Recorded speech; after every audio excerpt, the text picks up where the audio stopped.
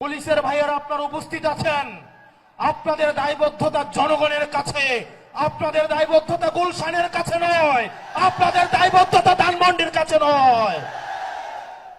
অত্যন্ত পরিতাপের বিষয়, আজকে পুলিশ সদস্যরা এখানে যারা আছেন, আইন শৃঙ্খলা বাহিনী আপনারা যেখানে আছেন, অতীতে আপনাদেরকে ব্যবহার করে আপনাদের ঊর্ধ্বতন কর্মকর্তারা তাদের পদ পদবি বাড়িয়ে নিয়েছিল, আপনাদেরকে ব্যবহার করেছে।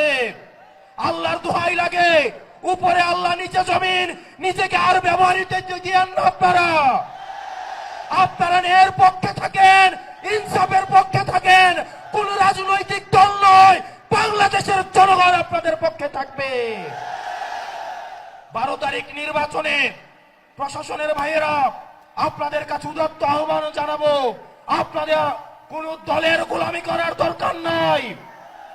প্রশাসনের ভাইয়েরা আপনারা জামাতে ইসলামেরও নন, আপনারা বিএনপিরও নন, আপনারা এনসিপিরও নন। আপনাদের জবাবদিহিতা বাংলাদেশের জনগণের কাছে।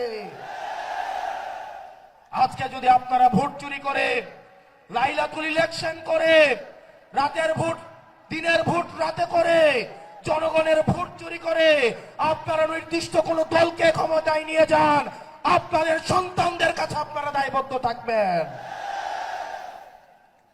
প্রিয় মিডিয়ার ভাইয়েরা, অত্যন্ত পরিতাপের বিষয়, এই জুলাইয়ের পরেও এই মিডিয়ার ভাইয়েরা দালালি বন্ধ করে নাই।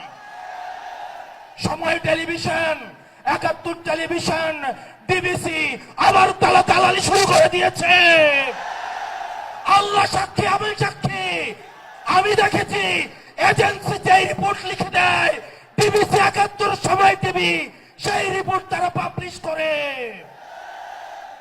এই ডিবিসি 71 এবং সময় টেলিভিশন হাত বদল হয়েছে, কিন্তু চরিত্রের বদল হয় নাই। আপনাদেরকে আবারও জনগণের কাঠগড়ায় দাঁড় করাবো ইনশাআল্লাহ। এই মিডিয়া শুধু প্রশ্ন, দুনিয়ার যত প্রশ্ন, দুনিয়ার যত সমস্যা, আমাদের ইনকাম কি, আমাদের চলাফেরা কোন জায়গা থেকে আসে, আমাদের শার্ট কোন জায়গা থেকে কিনি, রাজনৈতিক কর্মসূচি কিভাবে হয়, দুনিয়ার সকল প্রশ্ন আমাদের জন্য। অন্যদিকে সকল প্রশংসা এবং সকল মুগ্ধতা একটা রাজনৈতিক দলের জন্য। এর পরবর্তী বিপ্লব হবে এই মিডিয়া এবং প্রশাসনের বিরুদ্ধে বিপ্লব। বক্তব্য দীর্ঘায়িত করছি না। মিডিয়া এবং প্রশাসন বাংলাদেশকে সুখী, সমৃদ্ধ এবং উন্নতি করতে হলে আপনাদের প্রয়োজন রয়েছে। আমরা আপনাদের শত্রু না, আমরা চাই আপনাদের দায়বদ্ধতা, আপনাদের জবাবদিহিতা হচ্ছে জনগণের মুখী। আপনারা কোন দলমুখী না হয়ে আপনারা জনগণমুখী হন, জনগণ আপনাদের নিরাপত্তা দিবে ইনশাআল্লাহ।